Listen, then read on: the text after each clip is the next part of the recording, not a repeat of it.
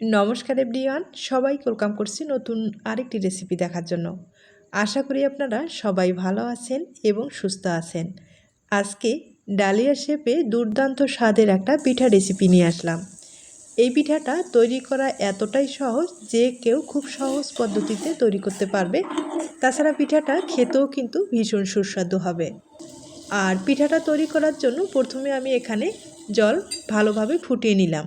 এখন যেটা করতে হবে, কড়াইয়ে আমি প্রায় 300 গ্রামের মতো চালের গুঁড়ো ব্যবহার করলাম। এই চালের গুঁড়োটা প্রথমে আমি সেঁকে নিব।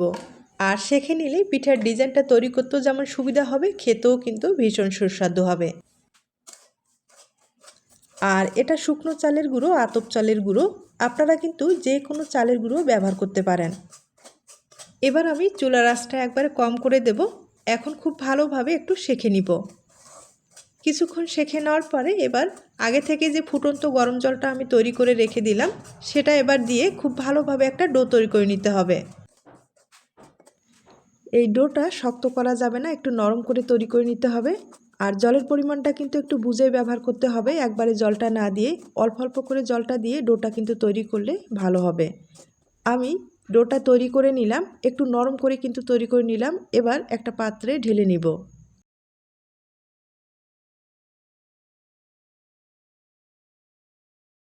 এবার ডোটাকে খুব ভালোভাবে মথে নিতে হবে। আর দেখতে পাচ্ছেন অনেকটা নরম হয়েছে।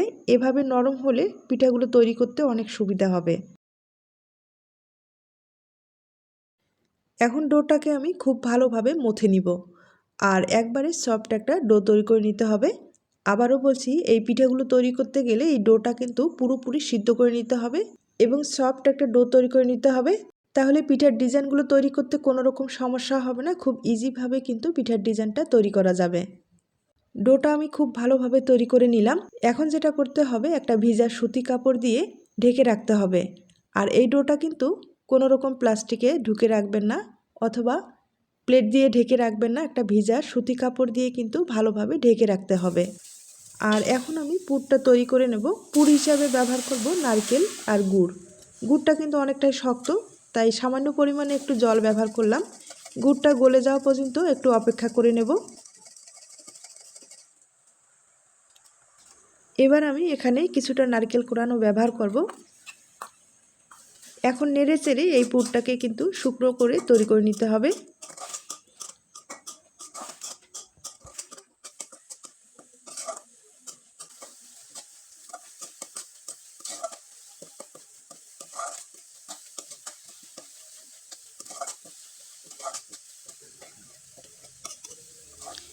নারকেলের পুরটা আমি খুব ভালোভাবে তৈরি করে নিলাম, একবার শুকনো করে তৈরি করে নিলাম। এবার একটা প্লেটে আমি ঢেলে নিব।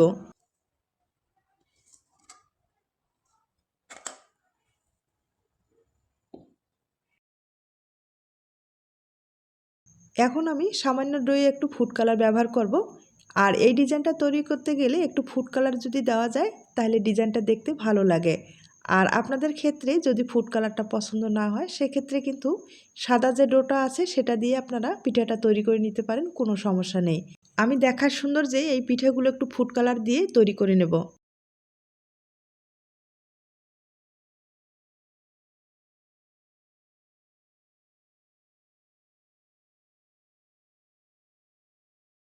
আমি ডিজাইনটা তৈরি করার জন্য এখানে 3টা ফুড কালার ব্যবহার করব। 3টা ফুড কালার কিন্তু রেডি করে নিলাম।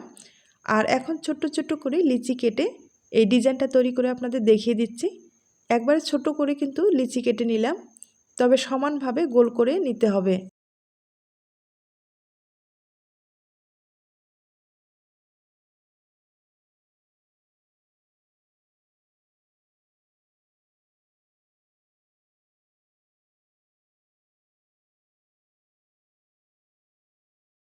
এবার সাদা যে ডোটা, সেখান থেকে ছোট্ট একটা লিচি কেটে নিলাম। আর এই লিচিটা সামান্য পরিমাণে একটু বড় করে তৈরি করে নিতে হবে।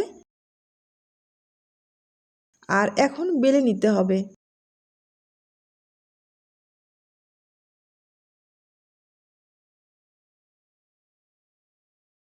একবারে পাতলা করে কিন্তু বেলে নিতে হবে।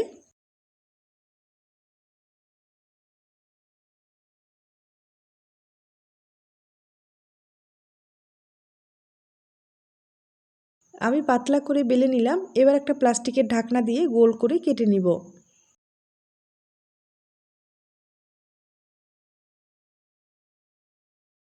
এবার যে ফুড কালারের ডোগুলো সেগুলো কিন্তু মাঝখানে এভাবে দিয়ে দিতে হবে আর ভালোভাবে মুড়িয়ে নিতে হবে। এবার হাতের সাহায্যে একবারে ডোটাকে কিন্তু গোল করে তৈরি করে নিতে হবে। তবে আবারও আমি বলবো, এই ডিজাইনটা তৈরি করতে গেলে ডোটা কিন্তু এই প্রসেসে তৈরি করে নিতে হবে, তাহলে খুব সহজেই আপনারা এই ডিজাইনটা তৈরি করে নিতে পারবেন। আর চালের গুঁড়োর ডোগুলো তৈরি করার পরেও কিন্তু শক্ত হয়ে যায়, তার জন্য অবশ্যই একটা ভিজা কাপড় দিয়ে আপনারা ঢেকে রাখবেন। আর যখন পিঠাগুলো তৈরি করবেন যতটুকু আপনার দরকার ততটুকু নিয়ে আবারও বাকি ডোটা কিন্তু ভিজা কাপড় দিয়ে আপনারা ঢেকে রাখবেন। তাহলে এই ডিজাইনগুলো তৈরি করতে আর কোনো সমস্যা হবে না, খুব ইজিভাবে আপনারা পিঠাগুলো তৈরি করে নিতে পারবেন।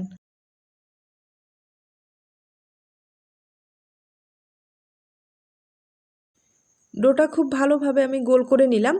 আর এখন যেটা করতে হবে, প্লাস্টিক লাগবে, প্লাস্টিকের সাহায্যে কিন্তু আবারও চওড়া করে নিতে হবে। একটা প্লেটের সাহায্যে আমি চাপ দিয়ে একটু চওড়া করে নেব। আর এখানে কিন্তু বেলে নেওয়া যাবে না, বেলে নিলে আপনারা ডিজাইনটা তৈরি করতে পারবেন না। হালকা হাতে চাপ দিয়ে এই কাজটা করে নিতে হবে। আর অবশ্যই প্লাস্টিক ব্যবহার করতে হবে। এখন যেটা করতে হবে, এই পিঠার মাঝখানে পুর ব্যবহার করতে হবে। পুরটা কিন্তু পুরোপুরি গোল করে তৈরি করে নিতে হবে।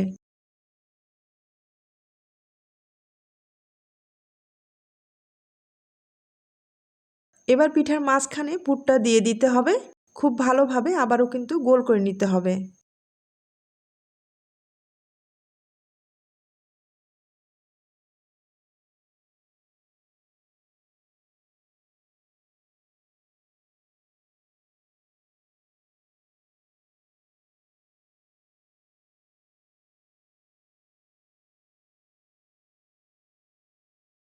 ডোটা কিন্তু পুরোপুরি রেডি করে নিলাম। দেখতেই পারছেন কতটা সুন্দর হয়েছে। এখন পিঠার ডিজাইনটা তৈরি করার জন্য অবশ্যই একটা সিজার লাগবে। আমি ছোট্ট একটা সিজার নিলাম আর এটা দিয়ে ডিজাইনটা তৈরি করে আপনাদের দেখিয়ে দেব। আপনাদের কাছে ছোট্ট যদি সিজার থাকে, মানে চিকন যদি থাকে, সেক্ষেত্রে কিন্তু পিঠার ডিজাইনটা তৈরি করতে আরও সুবিধা হবে। আর আমার কাছে এটাই আছে, এটা দিয়ে আমি ডিজাইনটা তৈরি করে আপনাদের দেখিয়ে দিচ্ছি। আর আবারও বলছি, আপনাদের কাছে যদি ছোট চিকন সিজার থাকে তাহলে এই ডিজাইনটা তৈরি করতে অনেক সুবিধা হবে এবং ফুলের যে শেপগুলো সেগুলো খুব ভালো আসবে আর পিঠাটা দেখতেও ভালো লাগবে। দেখতেই পাচ্ছেন আমি কিন্তু ছোট্ট ছোট্ট করে ডো একটু করে কেটে আর হাতের সাহায্যে একটু তুলে তুলে দিচ্ছি, তাহলে পিঠাটা দেখতে ভালো লাগবে। আর হয়তোবা দেখে বুঝতে পেরেছেন কতটা সহজভাবে এই পিঠাটা তৈরি করা যায়। আর এই পিঠাটা দেখতেও কিন্তু ভীষণ ভালো হয়।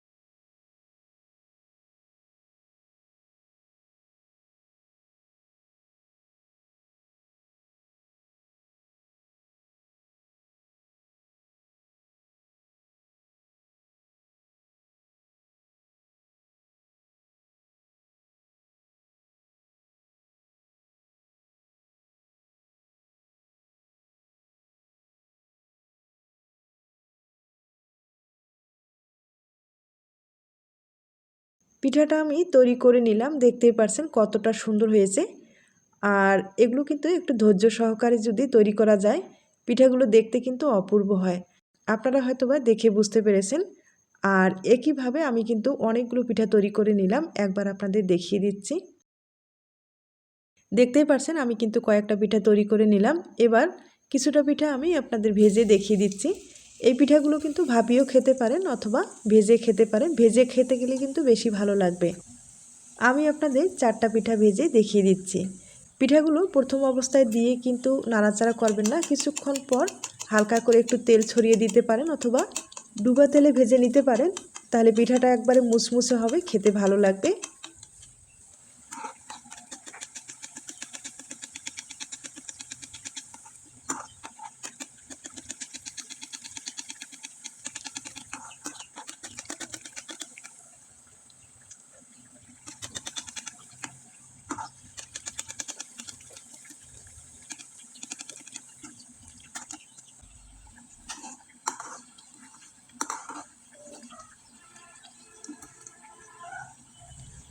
পিঠাগুলো একটু সময় নিয়ে ভেজে নিলাম একবারে মুসমুসে করে। আর দেখতেই পারছেন খুব সুন্দর কিন্তু ভাজানোটা হয়েছে। তবে কালারটা কিন্তু কোনো রকম নষ্ট হয়নি, হয়তোবা দেখে বুঝতে পেরেছেন। আর এরকম কালার রাখতে চাইলে হালকা আঁচে ভেজে নিতে হবে একবারে মুসমুসে করে। আপনার পিঠার কালারটাও ঠিক থাকবে এবং পিঠাটাও কিন্তু মুসমুসে হবে। এখন আপনাদের 2টা পিঠা আমি ভেঙে দেখিয়ে দিচ্ছি। তার আগে ছোট্ট একটা রিকোয়েস্ট থাকবে, পিঠার এই রেসিপিটি আপনাদের কাছে যদি ভালো লেগে থাকে অবশ্যই একটা লাইক দিতে ভুলবেন না।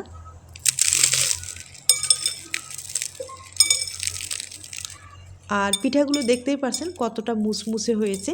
এরকম ধরনের মুসমুসে পিঠাগুলো খেতে কিন্তু ভীষণ ভালো লাগবে।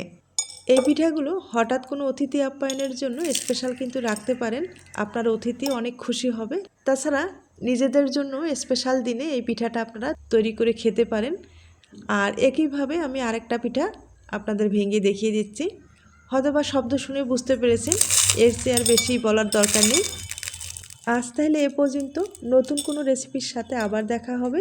নতুন রেসিপির জন্য সবাইকে আমন্ত্রণ রইল। সবাই ভালো থাকবেন, সুস্থ থাকবেন এবং নিরাপদে থাকবেন।